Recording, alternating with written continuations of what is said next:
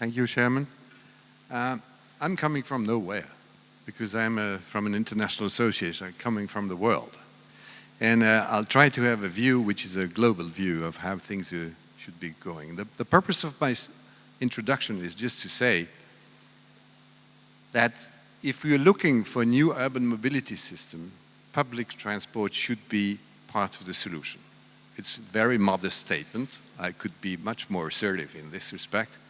But I'll try to prove you in 5 minutes that at the time where many countries have to make, and many cities have to make the choice of where to go, do we want to develop the road system or do we want to go more on a collective transport situation, there will be a much better choice to choose the later because public transport is moving the economy forward, because public transport is helping to tackle all the environmental challenge that we are facing, and because livable cities are only possible with public transport. Let me just first start with some statements that I'm sure you would be sharing. First of all, we all know that cities are the powerhouse of the economy. They concentrate today about 80% of the world economic output. And efficient mobility in cities create economic opportunities and social integration, enables trade, and facilitate access to market and service. So mobility is today a major issue for cities. But at the same time, where cities are the powerhouse of the world, if we don't make it properly, it could become also a catastrophe. If you look at fast urban population growth associated with urban sprawl, it's generating more and more trips in daily life, exerting significant pressure on transport infrastructure and natural resources, especially in emerging economies. And we are just close to cities like Manila or Bangkok, where you can really see this.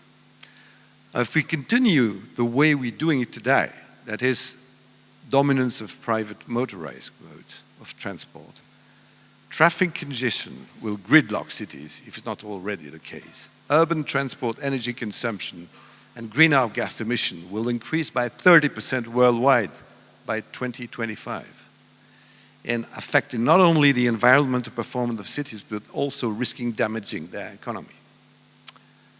So that's my assumption, that making public transport the backbone of the urban mobility helps reconciling economic and environmental policy priorities, which is actually the very definition of green growth.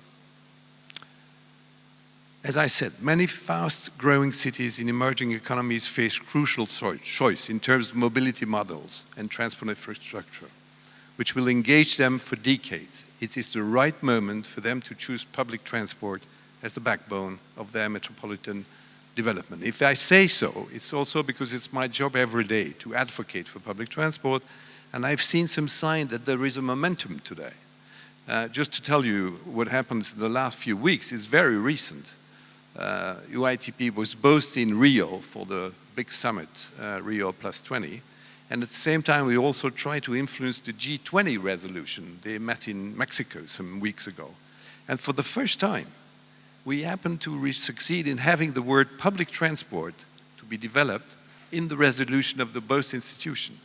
And as you may not know, but it's a premiere, as we would say, because generally, public transport is just forgotten, and public transport and infrastructure is forgotten. So we need to seize that momentum, because time is now right for us to develop our point.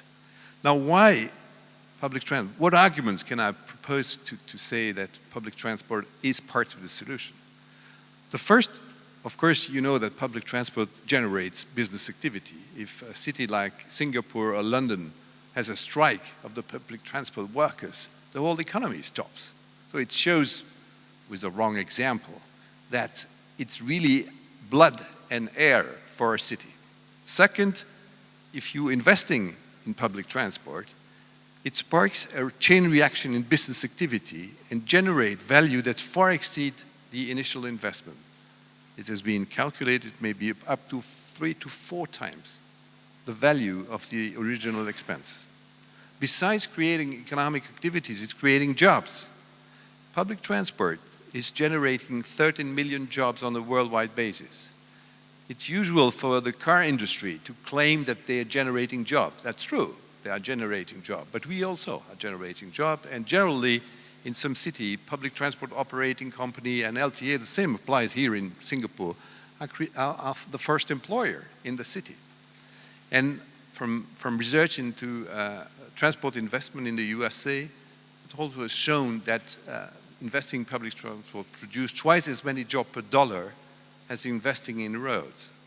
That makes us quite attractive in terms of economic growth. Now, if we are good in economic terms, we're also fairly good in tackling environment issues. Public transport emits 3.5 times less greenhouse gas emission per passenger per kilometer than private car. Everybody knows that. And if the share of urban trip made by public transport would double by 2025, greenhouse gas emission would be better in line with commitment made under international climate negotiation, and urban transport energy consumption would be decoupled from the growth in urban mobility.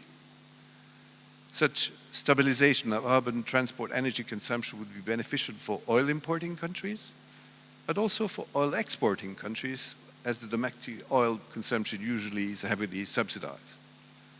Finally, public transport support relatively dense urban development patterns which optimize energy and resource efficiency. If I may refer to one of the most famous prominent urban economists, Mr. Edward Glaser, who was referring to the situation in China and India. He was saying over the next 40 years, India and China will continue to urbanize rapidly. Their decision about land use will have a huge impact on energy consumption and carbon emission. If they live at high densities and use public transit, then the whole world will benefit. If they sprawl, then we will all suffer from higher energy costs and higher carbon emission. And I guess so, that if India or China would choose for the Western type development, we will be in deep, deep trouble. Finally, besides having an economic drive and tackling the environment issue, I think public transport would also largely contribute to better quality of life in the cities. You know, of course, that by using urban space more efficiently, public transport alleviates congestion and increase travel time reliability. And so, by the way, it's also good for health, because if you use public transport, you walk, and walking reduces obesity and heart diseases, and it's also a contribution to reducing the cost of health insurance. By all means, what I want to conclude, it's clearly that in an increasingly urbanized world, green growth relies on efficient urban mobility and an adequate urban public transport infrastructure and service. Investing in public transport makes economic sense, and it supports the greening of the urban economy. What better place than here in Singapore for this kind of message where you can appreciate yourself in your personal experience how good they are in urban planning, transport demand management, high quality of service, and high density public transport over the last 40 years. Thank you.